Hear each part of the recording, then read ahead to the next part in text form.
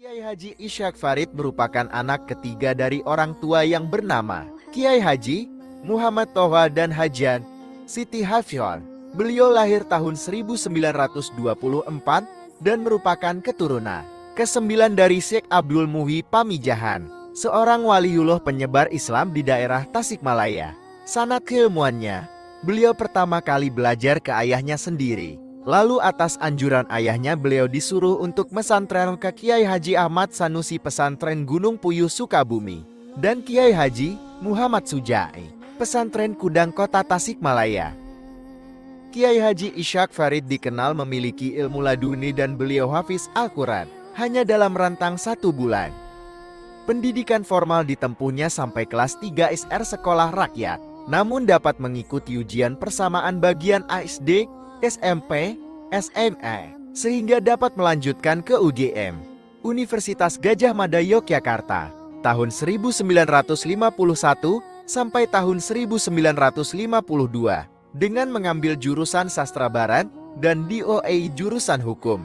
Meskipun keduanya tidak selesai karena beliau disuruh ibunya untuk pulang dan diberi amanah untuk meneruskan estafet kepemimpinan pesantren. Keilmuan beliau diakui oleh para kiai yang ada di Jawa Barat, khususnya di wilayah Priangan Timur. Beliau terkenal sebagai ulama yang cerdas dengan menguasai berbagai macam ilmu agama.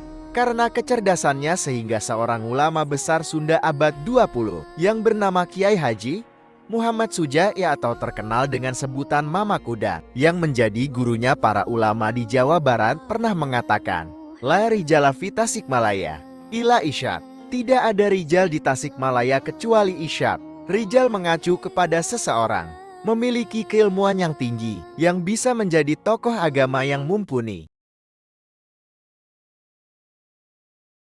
Dalam bidang keorganisasian, beliau ikut dalam pembentukan BMAU, Badan Musyawarah Antar Ulama, pada tanggal 18 Maret tahun 1957.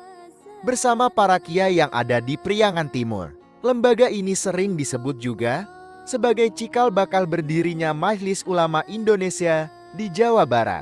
Kebiasaan beliau adalah senang membaca, sehingga ketika ada yang mengatakan bahwa beliau itu laduni, beliau malah mengatakan, "Kalau ilmu laduni saya tidak merasa, tapi kalau rajin baca, iya." Karena kesenangannya membaca, maka di rumah beliau lemarinya dipenuhi dengan kitab-kitab seperti perpustakaan. Bahkan di tempat beliau tidur juga penuh dengan kitab. Beliau hanya 2 jam saja untuk istirahat tidur. Dan selebihnya beliau gunakan untuk membaca kitab dan mengajar kepada santri-santrinya. Hanya dalam waktu singkat, beliau dapat menyelesaikan membaca beberapa jilid kitab. Dan langsung dapat difahami dan menerangkannya kembali. Bahkan sampai hafal urutan halamannya secara mendetail.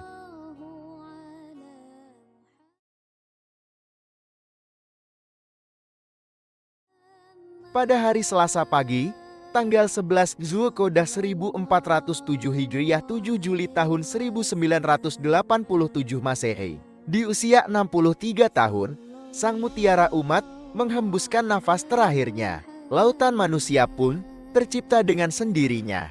Bersama-sama ingin mengantarkan sang ulama karismatik untuk yang terakhir kalinya. Prosesi pemakaman pun berlangsung khidmat dipimpin oleh sahabat dekatnya, Kiai Haji Hur Afandi atau yang dikenal dengan panggilan Uwa Ajenga, pendiri pondok pesantren Miftahul Huda Manonjaya. Pengantaran jenazah pun berlangsung dengan cara estafet para jamaah dan dimakamkan di pemakaman keluarga pesantren Cintawana.